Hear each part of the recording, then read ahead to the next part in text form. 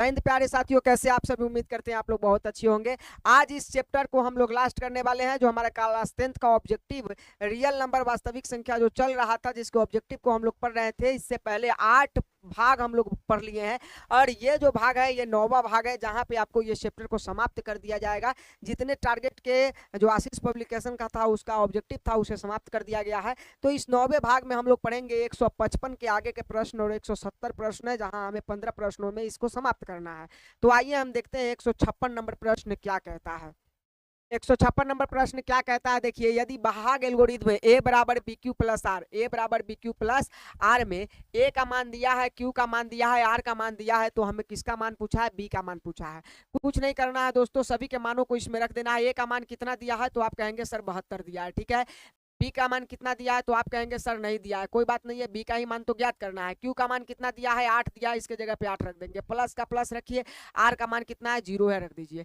हमें क्या करना है? 0 का कोई वैल्यू नहीं होगा क्योंकि प्लस में है, तो हमें बी का मान निकालना है। तो 72 का 72 और बी के साथ 8 किस में है? गुना में, तो गुना वाली संख्या कहाँ आ जाएगी? भाग में चलाएगी। तो इधर 0 का वैल्यू खत्म हो गया, बी के बी बच गया। 8 से हम लोग 72 को काटेंगे, 9 मरतबे कट जाएगा, तो बी का मान कितना आया? 9 आ गया। समझे? तो आपको देखना है कि 9 कौन से ऑप्शन में, ए नंबर ऑप्शन आपका क्या हो जाएगा? परफेक्ट हो जाएगा। उम्मीद करते हैं ये चीजें समझ में आ गई होंगी। अगले क्वेश्चन की तरफ बढ़ते हैं। क्या कहता है अगला क्वेश्चन?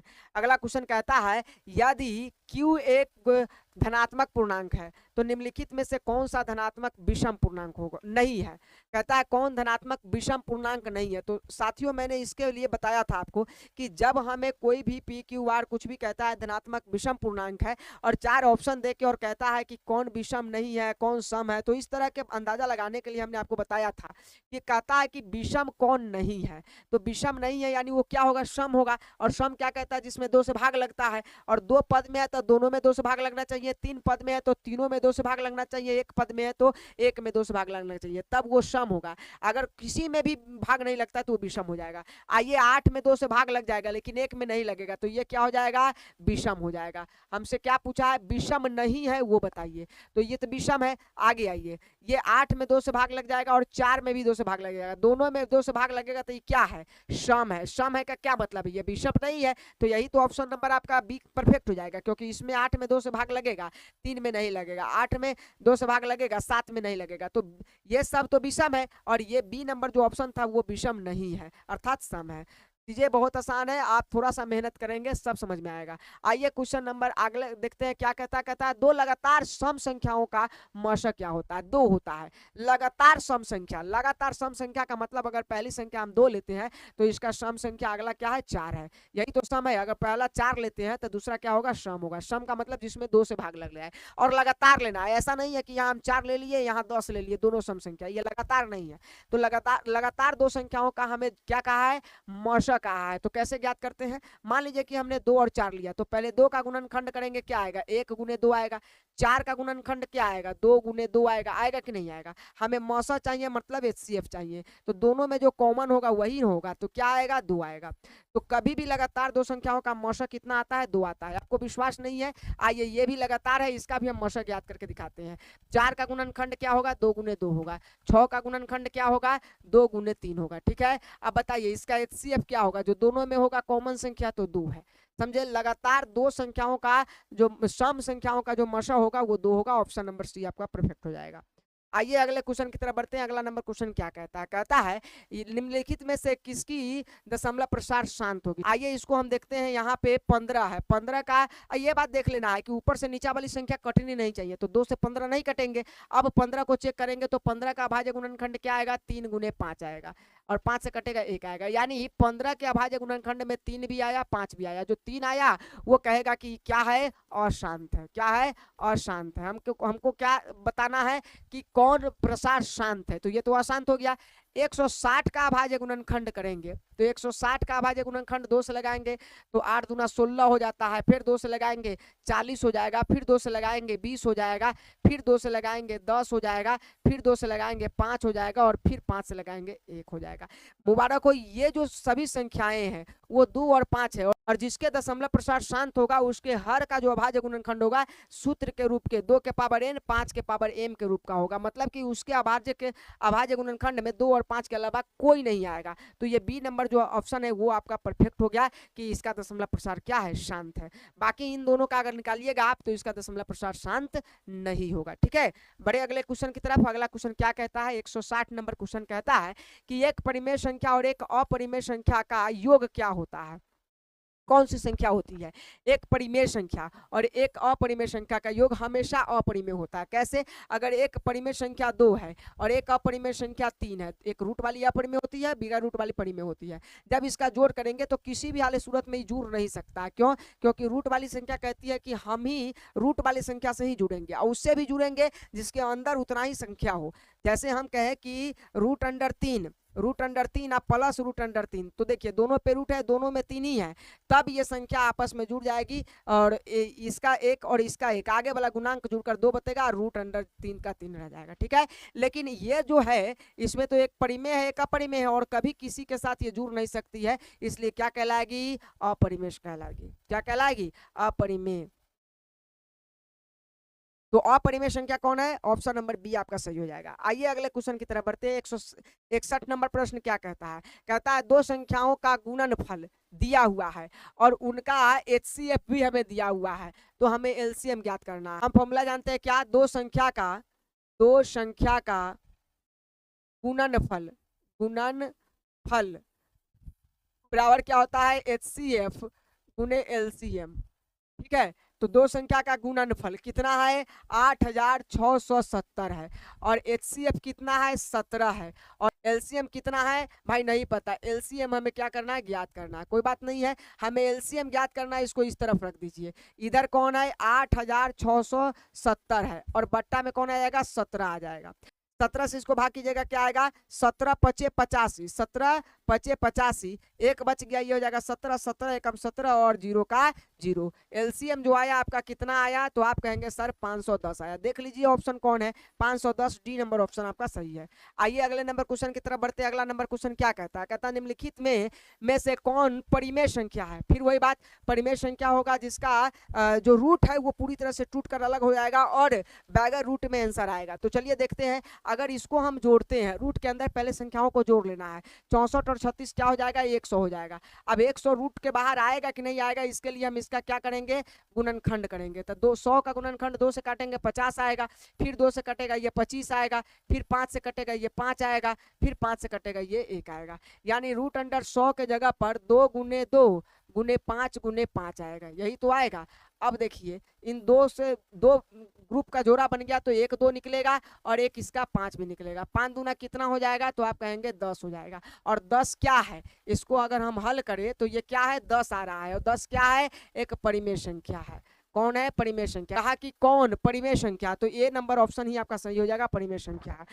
बाकी 25 25 जोड़िएगा 50 होगा और 50 का जो अभाज्य गुणनखंड है क्या आएगा, 50 का अभाज्य गुणनखंड आएगा, 50 का अभाज्य गुणनखंड आएगा 2 गुने 5 गुने 5। अब इसको जब हम रूट में रखेंगे 2 गुने 5 गुने 5, तो इसमें 5 का जोड़ा बनाते एक 5 बाहर आ जाएगा, 2 का जोड़ा नहीं बना 2 भीतर आ जाएगा और ये रूट में रह गया, इसलिए क्या हो जाएगा, ये अपरिमेय संख्या हो जाएगा। ठीक है, तो बाकी ये सब अपरिमेय है। रूट अंडर 64 प्लस जो 36 है वो क्या हो जाएगा, एक परिमेय संख्या हो जाएगा। अगले क्वेश्चन की तरफ बढ़ते हैं। अगला क्वेश्चन क्या कहता है, कहता है 130 बराबर हमें दिया है 15 गुने 8 प्लस कितना 10। उसके बाद हमें 15 बराबर दिया गया है 5 गुने 3 प्लस कितना 0। तो हमें मसा 130 और 15 का क्या होगा ये बताना है, हमें मसा बताना है, मतलब HCF बताना है। किसका, 130 का और 15 का मसा क्या होगा ये बताना है। सबसे पहले हम जानते हैं कि हमें मसा ज्ञात करना है। ये क्या दिया है इसको भूल जाइए, हमें मसा ज्ञात करना है तो हमें 130 का क्या करना होगा, गुणनखंड करना होगा। 2 से लगाएंगे तो कितना हो जाएगा, 6 दूना 12, 1 बच जाएगा, ये हो जाएगा 10 और 10 को 2 से काटेंगे 5 आ जाएगा। फिर अब 5 से लगेगा तो क्या हो जाएगा, 5 एकम 5, ये बच जाएगा 1 और ये 15 हो जाएगा, ये 5 त्रिका 15, 13 हो गया। अब ये कितना हो जाएगा, 13 से कटेगा 1 हो जाएगा। मतलब कि 130 जो है क्या है, 130 जो है 130 है वो कितना आया है, 2 गुने 5 गुने 13। वहीं पे हम 15 का अभाज्य गुणनखंड कर लेंगे, तो 15 का अभाज्य गुणनखंड तो आपको आता होगा 3 गुने 5। अब बताइए HCF हमें क्या होगा, 130 और 15 का अभाज्य गुणनखंड हम कर लिए तो HCF वही ना होगा जो दोनों में होगा, तो कौन है, 5 है। 5 इसका HCF हो जाएगा। ऑप्शन नंबर बी जो आपका है परफेक्ट होगा। ठीक है, आगे बढ़िए, अगले क्वेश्चन की तरफ बढ़ते हैं। अगला नंबर क्वेश्चन क्या कहता है? 164 नंबर क्वेश्चन कहता है कि हमें क्या दिया हुआ है? हमें दिया है हमें दिया है P बट्टा 2 के पावर m गुने 5 के पावर n, ये दिया हुआ है। के रूप में किसको लिखना है? 0.67 को लिखना है। कुछ नहीं करना होता है, हमें क्या करना है, बस इसका दशमलव तोड़ देना है। दशमलव तोड़ेंगे, दशमलव के पहले जितना भी संख्या उसके बदले 1, और दशमलव के बाद जितनी संख्या होती है उतना ही 0। बस ये हो गया, कटने वाला है नहीं। 67/100 देख लीजिए ऑप्शन कौन सा है। 67/100 कोई ऑप्शन ही नहीं है, तो कोई दिक्कत नहीं है। हमें 100 का क्या करेंगे? अभाज्य गुणनखंड कर लेंगे। जब 100 का अभाज्य गुणनखंड करेंगे, 100 का अभाज्य गुणनखंड करेंगे, 2 से कटेगा कितना आएगा?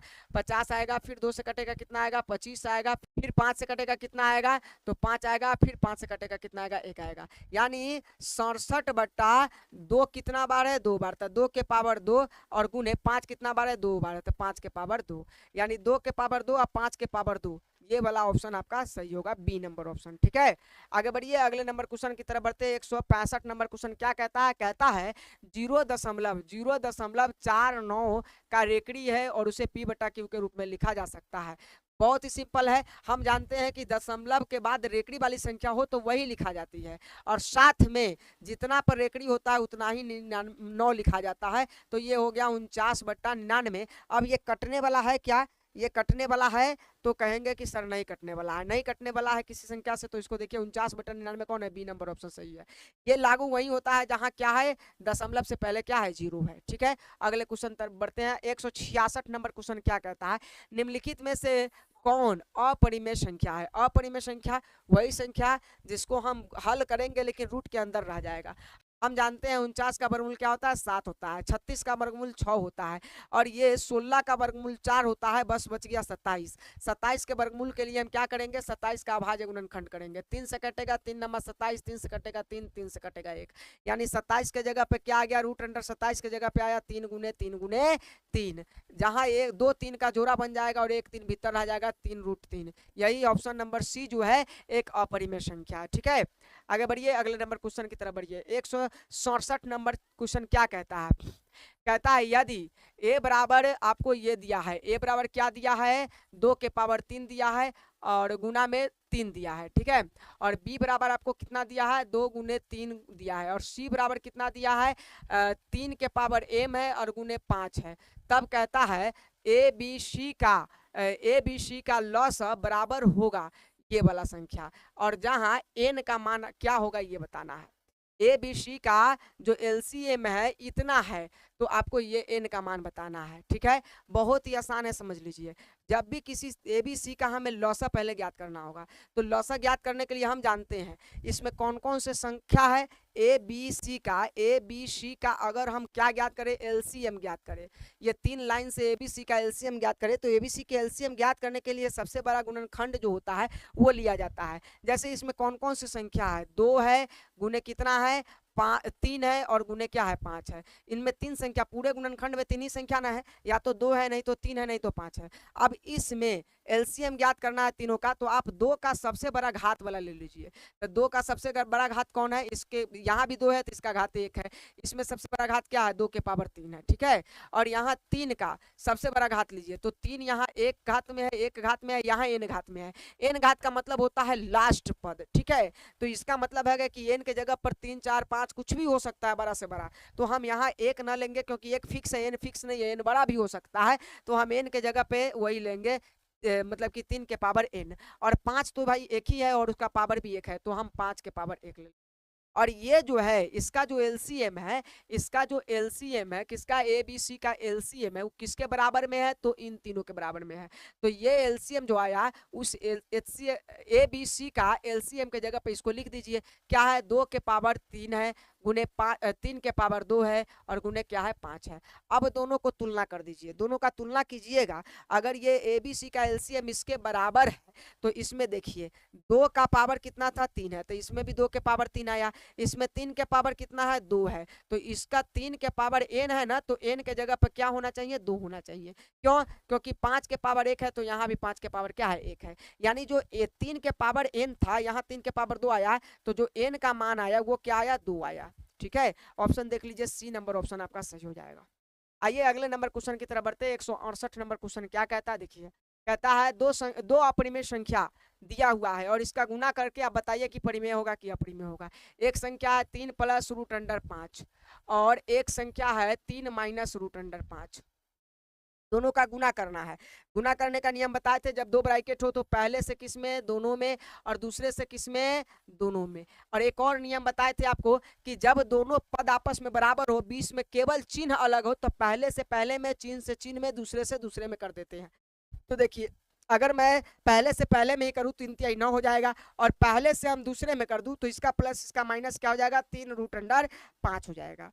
और ये प्लस और ये प्लस क्या हो जाएगा, प्लस हो जाएगा 5 रूट अंडर 5 से हम 3 में करेंगे तो क्या हो जाएगा, 3 रूट अंडर 5।